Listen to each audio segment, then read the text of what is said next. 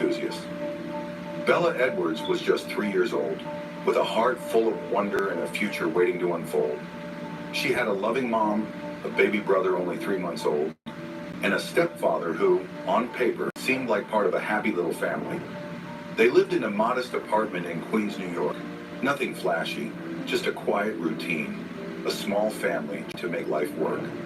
From the outside, everything looked picture perfect. Bella lit up the room, sweet, silly, and full of life. The kind of kid who could make a bad day better with one laugh. But that bright future, she never got to live it, because something unspeakable was waiting in the shadows of her home. April 2nd, 2018, around 6 p.m., the kind of evening when most families are winding down, planning dinner, or fighting over the remote. But for Bella, everything came to a horrifying end. A chilling 911 call came through. It was Mark Jenkins, Bella's stepfather. His voice, panicked. He told the dispatcher something terrible had happened. Bella's hanging by a thread. Police rushed to the scene, sirens blaring, no time to waste. When they walked into a nightmare, Mark was on the floor performing CPR on little Bella. But even through the chaos, something felt off. Bella's tiny body was limp, unconscious, unresponsive. And then they saw the bruises. So many and so severe, it was hard to recognize her. Whatever happened in that apartment wasn't an accident. It was violence. Raw, deliberate, and far beyond what anyone could imagine. Even hardened officers stood there stunned. Some cases never leave your mind, and this was one of them. April 2nd started like any other day for Shamika Gonzalez. Around 2:30 p.m., she left home for a routine doctor's appointment. She left her 2 kids, 3-month-old boy and little Bella, with her fiance, Mark Jenkins. Now, in a normal world, that should have been fine. A parent steps out, the other holds down the fort. Simple. But that's not what happened, because while Shamika was gone, something unspeakable was unfolding behind closed doors. She came back home at 5:50 p.m., probably expecting baby cries or cartoons blaring in the background. Instead, she walked into a waking nightmare. Bella wasn't just hurt, she was lifeless, unresponsive. And then came the moment that ripped everything apart. Bella's injuries were beyond brutal. Police later said her stomach was so damaged it looked like it had exploded. This wasn't a slap or a moment of rage bar. This was systematic destruction. Bella had been beaten to the edge of recognition and then past it. Emergency responders rushed to the hospital, probably holding on to whatever sliver of hope they could. But it's too late. Bella Edwards was pronounced dead shortly after arrival.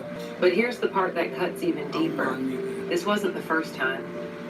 As investigators examined her body, they found a dark timeline hidden beneath the bruises. Some marks were fresh, others were faded, signs of past injuries no one had seen, or maybe no one wanted to see. There you go, the truth was horrifying. Bella had been suffering for a long time. Behind that sweet smile was a silent cry for help that was never heard. And the man responsible was trusted to protect her. And just when you think it can't get any darker, it does. The autopsy results came in, and what they revealed was nothing short of... Bella Edwards, only 3 years old, died from blunt force trauma to the abdomen. I said, what's funny? What's funny? Someone hit her so hard, so many times, you hear me now? that she slowly bled to death, internally. Yeah, she didn't pass instantly. She suffered, and it was silent. The medical examiner confirmed this wasn't a fluke whatever or a you freak say. accident. Can I get a Bella's sub? body told a story. From the fresh bruises to the ones that had already started Can I healing, get a sub? it was clear this child What a had been a sub punching bag at? for far longer than anyone did. Kinda. But here's where the story What a takes a twisted subs turn. at? I need all y'all to Despite the evidence, sub. the stepfather, Mark Jenkins, wasn't even the first suspect. Wild, right? The guy literally made the 911 call himself. What y'all doing out here? What y'all probably doing thinking, out here? hey, if I call it in, I'll look innocent. Classic move from someone who watched too many crimes and didn't realize the cops had already seen this act 100 times. And at first, it kind of worked. I don't play robots. Cops started questioning the mother, the grandmother, even the neighbor. Everyone was in shock. Nobody suspected Mark. Not even the folks living next door. I smoke gas. I smoke gas. Bone thugs and Because breezy. on the surface, he didn't look like a monster. monster. Who I look like But now. monsters don't always have fangs or hide under beds. Sometimes they live in your house and call themselves Dad.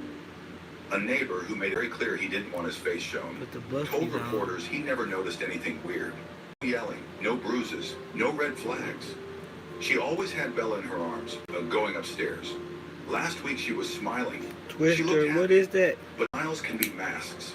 And monsters, they don't always growl. They do. Meanwhile, inside that apartment, a 3-month-old baby boy was also present during the chaos. Thankfully, he was removed from the home by Child Protective Services before anything could happen to him. Authorities say there's no record of any prior investigations involving either child. No warning signs, no past reports. This flew completely under the radar. Now the medical examiner had a grim task ahead. Figure out the exact cause of death. Though, it was already pretty clear this wasn't just some tragic accident. It was something much worse. The moment news of Bella's death hit the neighborhood, confusion spread like wildfire. No one could wrap their head around it. 6 of them bitches. From the outside, this family looked picture perfect. Smiling faces, baby in arms.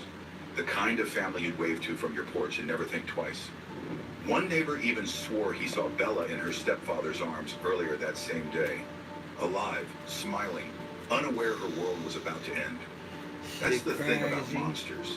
They don't always look the part. Sometimes they wear dad jeans and smile for the neighbors. As shock rippled through the community, everyone was left asking the same haunting question. How could this happen? I'm just devastated, one neighbor said. You don't want to believe this stuff actually happens. Especially not here. But it did. And while the police scrambled for answers, Bella's family was falling apart, clinging to whatever hope they had that this was some sort of mistake. But deep down, the truth was clawing its way to the surface. Who could do this to a 3-year-old? What kind of twisted mind chooses that level of cruelty? Bella wasn't just a toddler. She was a light in the lives of everyone who knew her. A bright, bubbly soul who left a big impact in just 3 short years. And now,